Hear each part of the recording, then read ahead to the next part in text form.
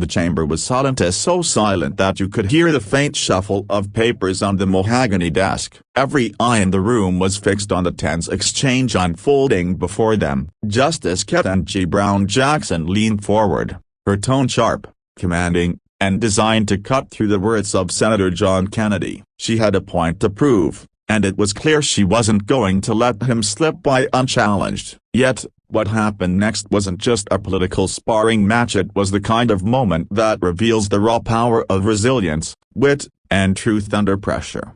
John Kennedy sat back in his chair, calm as ever. His eyes, usually playful with the spark of humor, now carried the steely focus. He listened carefully, not rushing to interject, letting Justice Jackson's words hang heavy in the air. She pressed hard, questioning his logic, attempting to corner him with a barrage of legal arguments meant to silence his stance. The crowd leaned forward, some smirking in anticipation, convinced Kennedy was outmatched. But those who knew him well, or those who had seen him weather storms far harsher than these, understood that silence from Kennedy never meant surrender.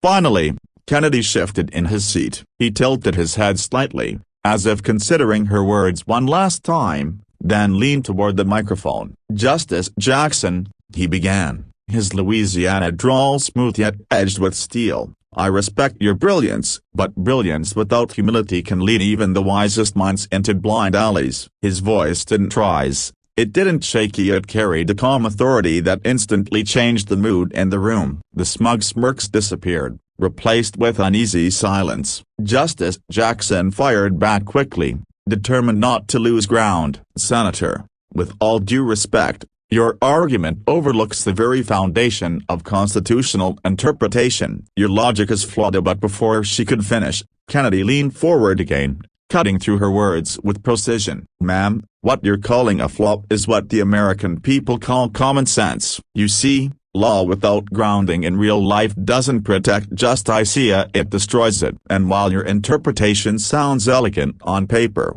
it collapses when it meets the reality ordinary Americans face every day." His words were simple, but they carried the weight of truth. You could almost feel the oxygen leave the room. For a moment, Justice Jackson paused. Her eyes flickered, as though she realized her attempt to shut him down had backfired. Kennedy had not only defended his point, he had flipped the argument, making her appear detached from the very people she claimed to defend.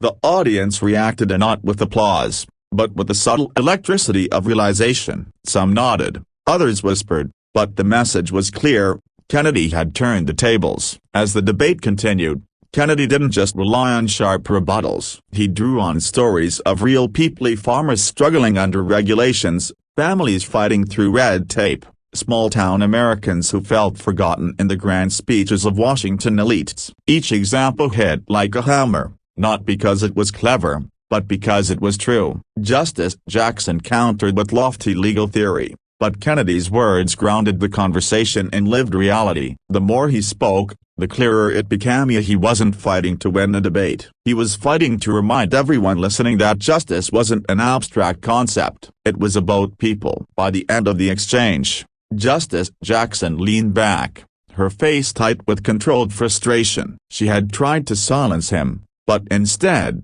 Kennedy had turned the spotlight back on her, showing the limits of brilliance when divorced from empathy. The chamber, once tense with anticipation of his defeat, now buzzed with quiet admiration for the man who had stood his ground with grace and unshakable conviction.